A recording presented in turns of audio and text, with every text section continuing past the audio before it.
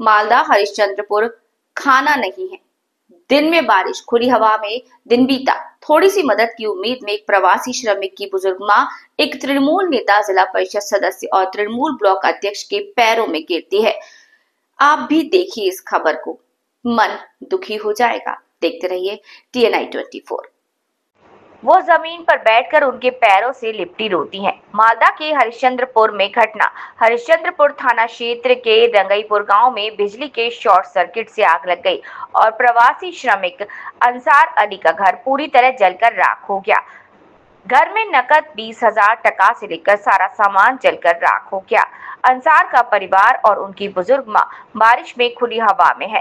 रात से सुबह होने के बावजूद क्षेत्र के प्रशासनिक अधिकारियों से लेकर कोई भी जनप्रतिनिधि आग से प्रभावित दिहाड़ी प्रवासी श्रमिक के परिवार के पास नहीं देखा गया। देर रात खबर मिलने के बाद स्थानीय तृणमूल जिला परिषद सदस्य मर्जीना खातून इलाके में पहुंची। मर्जीना को देखकर प्रवासी मजदूर अंसारी की मां खदीजा बीवी मदद की उम्मीद में उनके पैरों से लिपटकर रो पड़ी। खदीजा ने बताया कि आग सुबह लगी थी, लेकिन कोई देखने नहीं आया। आग लगने से घर का सारा पैसा और सामान जल गया।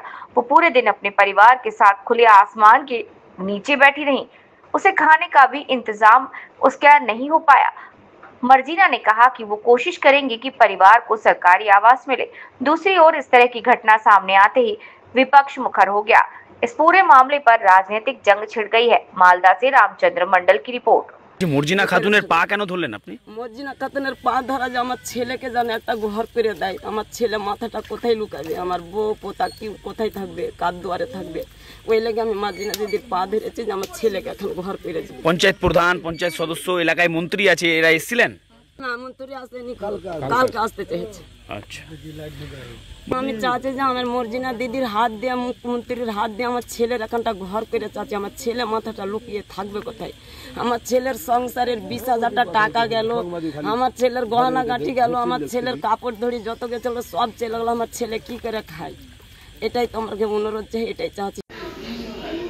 শুনুন, ঘটনাটা হচ্ছে এই পা ধরা প্রথাটা যখন রাজতন্ত্র ছিল, মানে রাজাদের রাজত্ব ছিল, সেই সময় ছিল। পশ্চিমবঙ্গের তৃণমূল সরকার আসার পর থেকে আবার সেই ওই রাজতন্ত্র ফিরে এসেছে। এটাই তো স্বাভাবিক। মানে পশ্চিমবঙ্গে রাজা এবং প্রজার যে যুগ ফিরে এসছে, এটা সভ্য সমাজের কাছে মানে খুব লজ্জার এবং নিন্দনীয়। আমরা ধিক্কার জানাচ্ছি। এই রাজ্যে এখন তো হয় টাকা দিতে হবে আর না হয় পা ধরতে হবে, এই ট্র্যাডিশনই চলছে এখানে। এটাই তো উন্নয়ন, এই পথেই উন্নয়ন এগিয়ে চলেছে পশ্চিমবঙ্গে। আজকে হরিশ্চন্দ্রপুর জিপির অন্তর্গত রাগাইপুর মারাঙ্গাটোলা যে টিকরা মোড় আছে, সেখানে আনসারুলের বাড়ি হঠাৎ করে শর্ট সার্কিট হয়ে আগুন লেগে যায়। তারা কিন্তু বাড়িতে ছিল না।